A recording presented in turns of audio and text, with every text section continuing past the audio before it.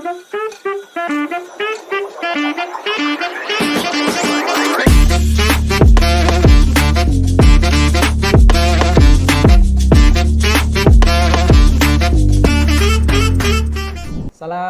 warahmatullahi wabarakatuh. Halo, perkenalkan nama saya Hanif Aulawi SEMM.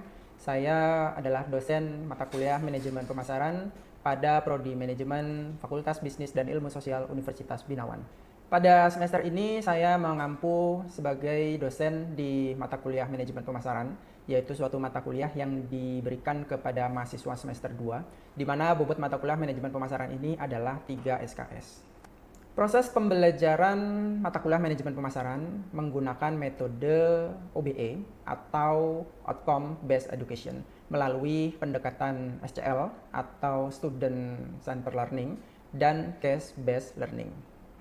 Adapun untuk poin penilaian pada mata kuliah ini, yang pertama melalui tugas, yang kedua melalui keaktifan mahasiswa atau partisipasi mahasiswa, yang ketiga melalui formatif, kemudian dilanjutkan melalui ujian tengah semester atau UTS, dan diakhiri dengan ujian akhir semester atau UAS. Adapun deskripsi mata kuliah dari manajemen pemasaran ini, manajemen pemasaran membahas konsep, strategi, dan proses dalam menciptakan, mengkomunikasikan, dan memberikan nilai kepada pelanggan. Mahasiswa akan mempelajari analisis pasar, perilaku konsumen, segmentasi, targeting, dan positioning, dan akan mempelajari tentang marketing mix atau bauran pemasaran yang terdiri dari produk, place, price, dan promotion. Selain itu, mata kuliah ini juga akan mempelajari bagaimana strategi pemasaran modern berbasis digital serta manajemen hubungan pelanggan melalui kajian teori dan studi kasus. Mahasiswa dilatih untuk menyusun strategi pemasaran yang efektif dan sesuai dengan perkembangan pasar. Adapun capaian pembelajaran mata kuliah terdiri dari 4 CPMK. CPMK yang pertama adalah mahasiswa mampu memahami konsep dasar manajemen pemasaran, termasuk di dalamnya adalah definisi manajemen pemasaran, ruang lingkup pemasaran, perilaku konsumen, serta dasar-dasar strategi pemasaran dalam konteks bisnis modern. Adapun CPMK yang kedua adalah mahasiswa mampu menganalisis lingkungan pemasaran, mencakup persaingan industri, pasar global, rantai nilai pemasaran, serta perkembangan pemasaran digital. CPMK yang ketiga adalah mahasiswa mampu merancang strategi pemasaran melalui pemahaman marketing mix, STP, strategi produk, harga, promosi, distribusi, serta implementasi pemasaran holistik. CPMK yang keempat, mahasiswa mampu mengembangkan rencana pemasaran secara komprehensif, mengintegrasikan teori pemasaran, analisis pasar, perumusan strategi pasar, serta penyusunan rekomendasi pemasaran berbasis data secara kritis dan profesional.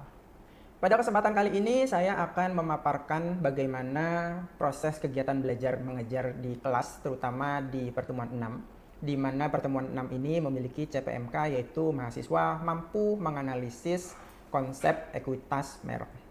Berikut ini merupakan video pembelajaran pernyataan diri dosen dalam unjuk kerja Tridharma Perguruan Tinggi yang akan membahas pertemuan 6, yaitu mengenai ekuitas merek. Akhir kata, Assalamualaikum warahmatullahi wabarakatuh. Assalamualaikum warahmatullahi wabarakatuh. Waalaikumsalam warahmatullahi wabarakatuh. Apa kabar teman-teman? Alhamdulillah. Baik, masih semangat ya. Sekarang pertemuan kita yang ke-6. Jadi kita hari ini akan mempelajari tentang bagaimana menciptakan ekuitas merek. Teman-teman masih ingat minggu lalu kita sampai di pertemuan membahas apa? Ya, bagaimana segmentasi dan targeting. Untung masih ingat nih. Kalau yang ingat artinya dia mempelajari, dia fokus. Ya. Tentang segmentasi dan targeting, kita rewind sedikit. Kita ulang sedikit lah.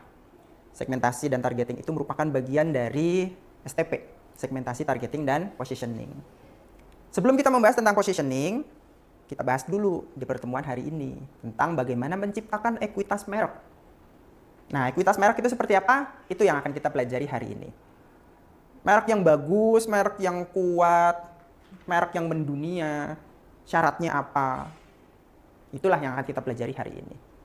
Sebelum kita mulai, adakah yang mau ditanyakan terkait materi dari minggu lalu? Tidak ada. Baik, kalau tidak ada, saya asumsikan bahwa minggu lalu teman-teman sudah menguasainya. Nah, sekarang kita mulai bagaimana menciptakan ekuitas merek. Perhatikan di sini ada quote. Produk atau jasa yang hebat didukung oleh perencanaan yang seksama.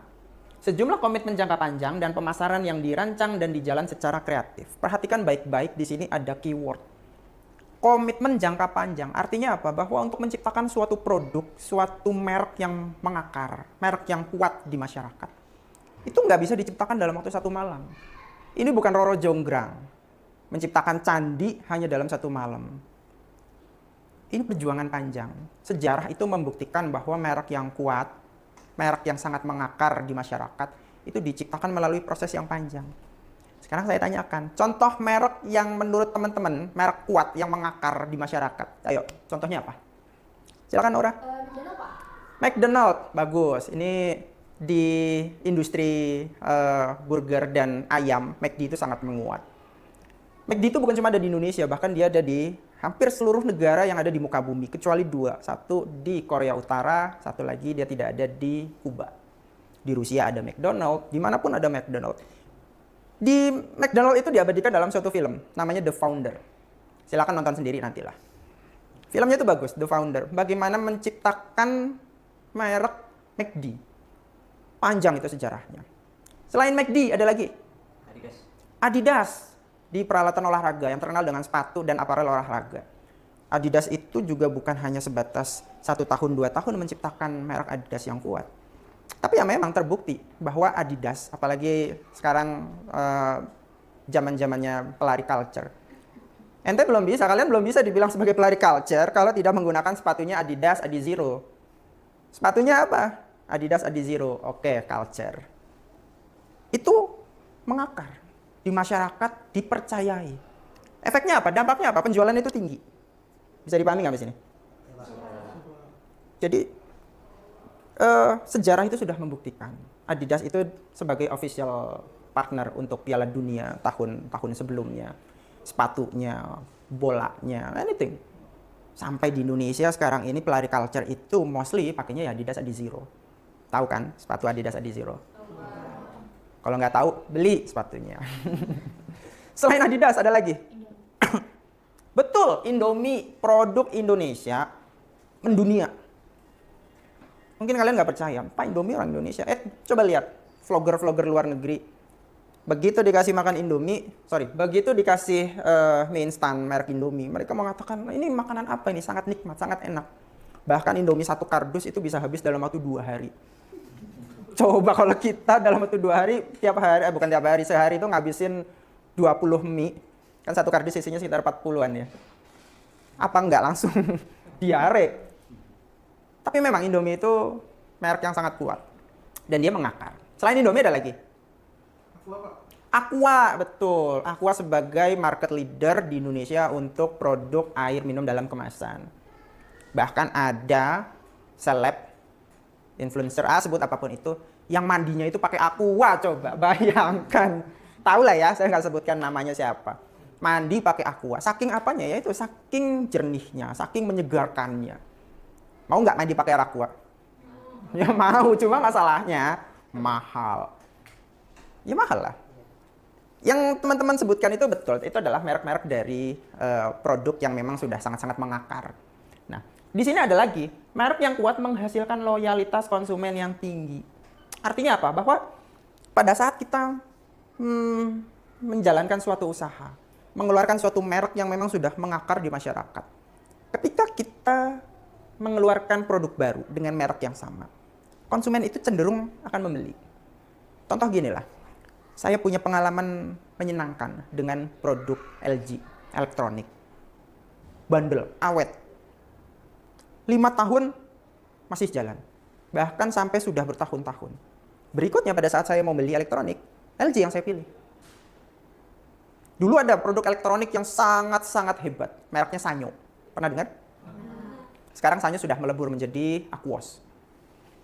Saya dulu kalau beli, bukan saya, orang tua saya kalau beli produk itu ya mereknya Sanyo. Mungkin kalau kita kenal Sanyo ini ya merek pompa air.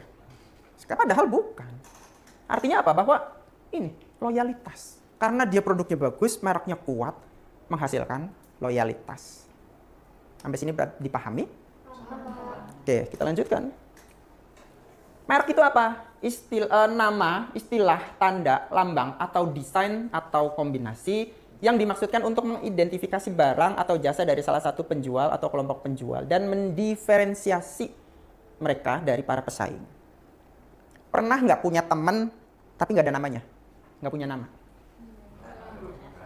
Nggak ada. Every single person in this earth punya nama. Sepakat? Iyalah. Nggak ada manusia yang tidak punya nama. Sama halnya dengan ini. Perusahaan memberikan merek sama halnya dengan seorang ibu, seorang ayah memberikan nama pada anaknya. Merek itu sama seperti doa. Bagaimana produk tersebut mau dikenal di masyarakat, ya ini tergantung dari merek yang diberikan. Bisa dipahami sampai sini? Contoh lah misalnya, kenapa sih kalian diberikan nama Naura? Bagaimana diberikan nama Iqbal? Bagaimana diberikan nama Sulaiman? Semuanya itu ya doa. Sama halnya dengan merek. Semuanya itu punya alasan. Paham di sini ya? Diferensiasi dapat bersifat satu, fungsional, rasional, atau nyata. Berhubungan dengan kinerja produk dari merek.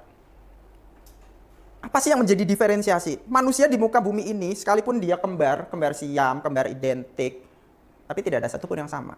Setuju nggak? Setuju. Seorang ibu, sekalipun punya 3 anak kembar, pasti bisa membedakan satu dengan yang lain, ya kan? Mungkin kalau kita ya susah lah ya. Itulah diferensiasi. Artinya apa? Bahwa merek tersebut diciptakan, dibuat, memang dia tujuannya satu, berbeda dibanding dengan merek yang lain. Sometimes ada merek yang nyerempet-nyerempet. Contoh misalnya ayam. Selain McD, ada salah satu produk ayam goreng crispy yang sangat terkenal, KFC. Ya kan?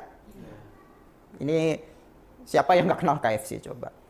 Di bawahnya KFC ada merek yang mirip-mirip penyebutannya dengan KFC.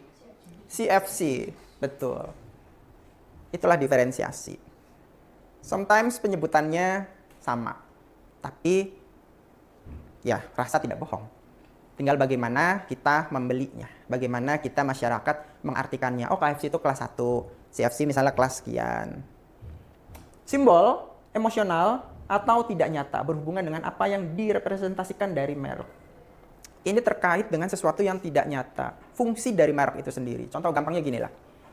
Kalau Anda adalah orang kaya, kaum sultan misalnya. Amin, kita doakan kita menjadi kaum sultan. Anda belum bisa dibilang kaum sultan kalau belum pakai jam mereknya Rolex atau RM, Richard Mille. Setuju? Setuju. Saya dosen ngajar. Ini jam saya Rolex, percaya nggak? Nggak mungkin. Kenapa? Ya ini simbolis.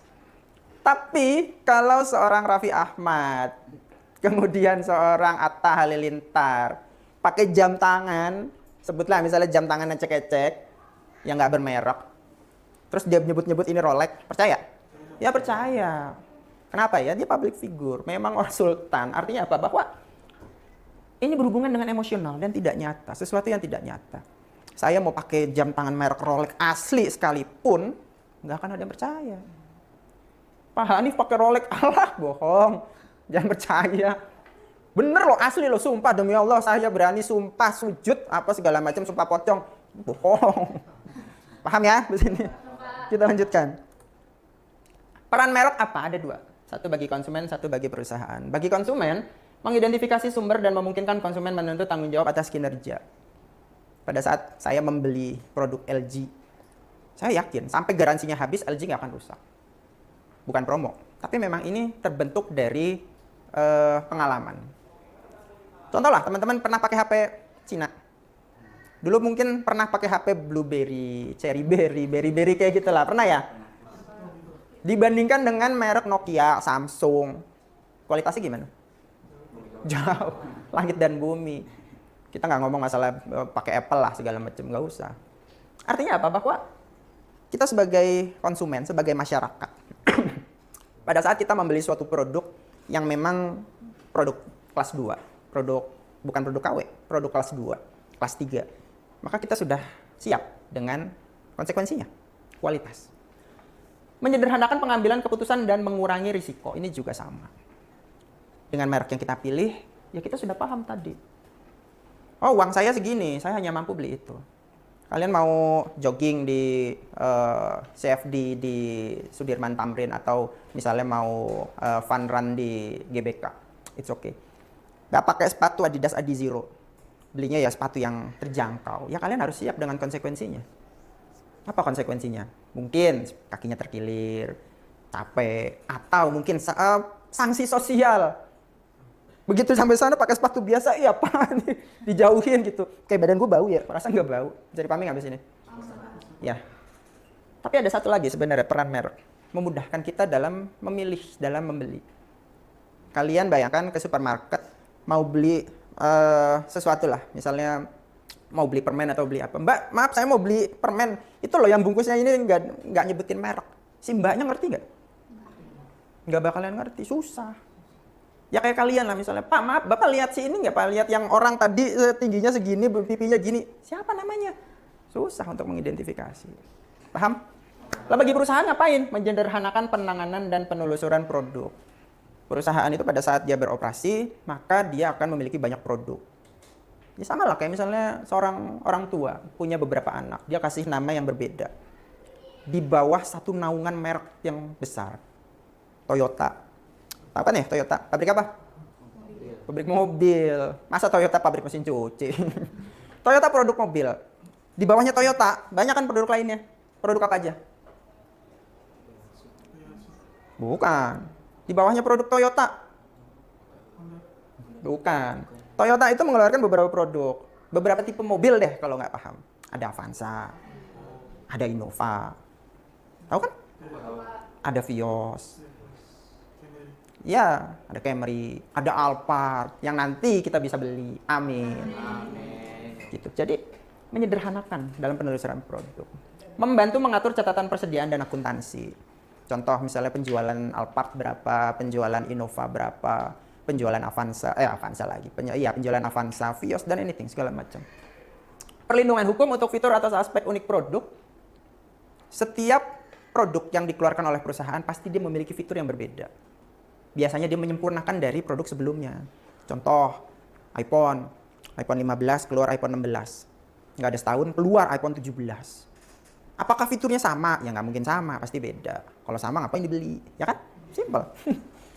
Loyalitas yang memberikan tingkat permintaan dan seterusnya mengamankan keunggulan yang kompetitif. Ini jelas, nanti akan dijelaskan di slide berikutnya. Ekuitas merek, brand equity, nilai tambah yang diberikan pada produk atau jasa. Apa sih yang menjadi ekuitas merek? Seberapa penting ekuitas merek itu?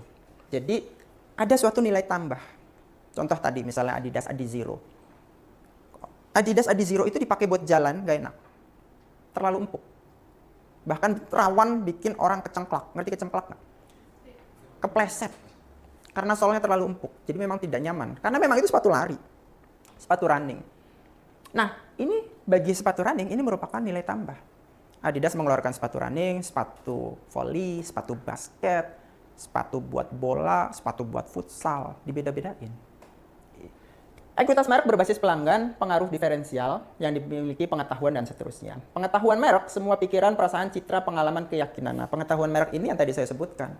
Saat ini teman-teman tidak mengetahui apa sih keunggulan dari Adidas Adizero. Tadi kan saya sudah spill. Setidaknya sudah memahami, sudah mengetahui. Makin penasaran beli misalnya, ya silakan. Di sini ada quote. Tantangan membangun ekuitas merek adalah memastikan konsumen memiliki jenis pengalaman yang tepat untuk menciptakan pengetahuan merek. Kalian harus punya pengalaman yang tepat. Dari mana pengalaman tersebut? Ya dari sehari-hari. Saya udah pakai sepatu jenis ini buat lari segala macam. Ujung-ujungnya pakainya sepatunya Asics misalnya. Pakai Onitsuka Tiger yang asik, nggak mau pakai yang Adidas Adizero. Wah nggak nyaman. Ya nggak apa-apa. Itu tadi ekuitas merek. Every single person memiliki merek yang berbeda. Laptop saya di sini apa? Toshiba. Laptop dosen lain Apple, Lenovo, anything. Kenapa saya pakainya ini? Ya saya nyaman pakai ini. Saya udah bertahun-tahun. Ini laptop dari tahun 2013. Awet. Pergantiannya ini cuma baterai, charger. Selebihnya normal. RAM sudah saya tambah. Bisa dipahami sampai sini? Berdasarkan pengalaman. Kenapa tidak berusaha untuk upgrade? Kenapa tidak berusaha untuk merubah? Buat saya ini masih cukup. Buat dosen lain, belum tentu. Paham sampai sini? 3 penggerak utama ekuitas merek. 1, jelas, identitas. Tadi saya sebutkan harus unik. Kemudian punya lambang. Contoh, Tokopedia. Shopee. Shopee punya jingle. Tahu jingle ya? Notifikasi yang biasa di HP, jangan pura-pura nggak tahu. Apa? Shopee. Tokopedia? Sama. Tokopedia. Itu jingle. Orang meleng udah tahu. Dari mana ya ini? Dia memberikan elemen di situ. Produk atau jasa serta semua kegiatan pemasaran dan program pemasaran pendukung yang menyertainya. Contoh misalnya dengan penggunaan BA, Brand Ambassador. Shopee yang paling sering promo. Hampir setiap bulan dia BA-nya berubah-ubah, ganti-ganti. Dari Nasar, siapa-siapa, macam-macam. Asosiasi lain yang diberikan secara tidak langsung dengan hubungan merek tersebut dengan beberapa entitas lain yang sejenis biasanya. Elemen merek, alat pemberi nama dagang yang mengidentifikasi, mendiferensiasi, kemudian ada beberapa kriteria. Nah ini, gimana sih bikin merek yang bagus? Gampang diingat. Memiliki arti. Ya sama lah seperti nama. Boleh nggak Pak, mereknya itu terdiri dari beberapa suku kata? Ya kalau gampang diingat nggak apa-apa. Biasanya dia disingkat. Dapat disukai, dapat ditransfer, dapat disesuaikan, dan yang terakhir dapat dilindungi. Ingat, merek itu harus didaftarkan di dalam departemen atau di dalam kementerian hukum dan di dalam kementerian perindustrian juga. Sampai sini adakah pertanyaan?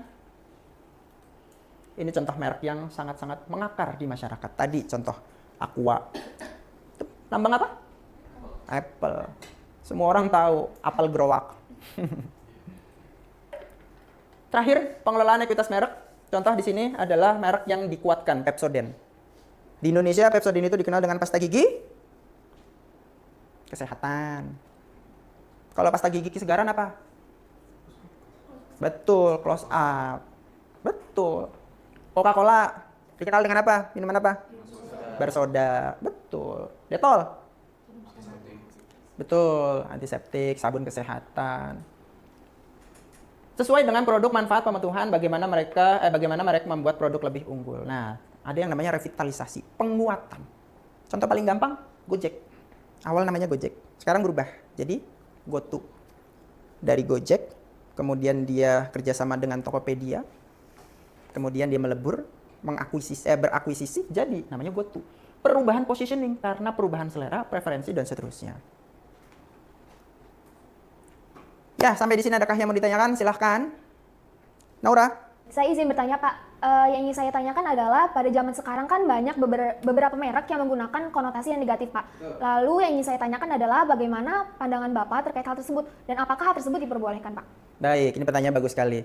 Jadi ada beberapa merek yang konotasinya itu negatif. Contoh paling gampang lah misalnya seblak. Ada seblak judes, seblak setan, seblak apa segala macam. Mercon misalnya, mercon iblis, mercon doer segala macam. Itu kan konotasinya negatif.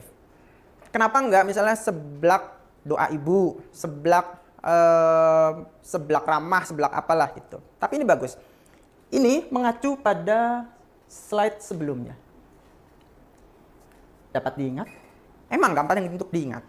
Unik, sesuatu yang unik itu kan kita sebagai manusia mudah untuk mengingatkan. Manakala kita mendapatkan masukan terkait suatu hal yang unik. Contoh lah kenalan sama teman baru.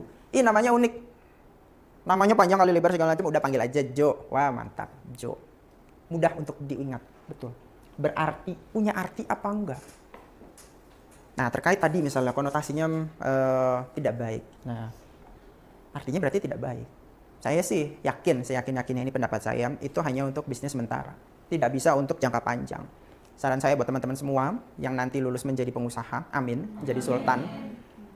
Pada saat membuat suatu usaha, berikan merek layaknya kalian memberikan nama pada anak.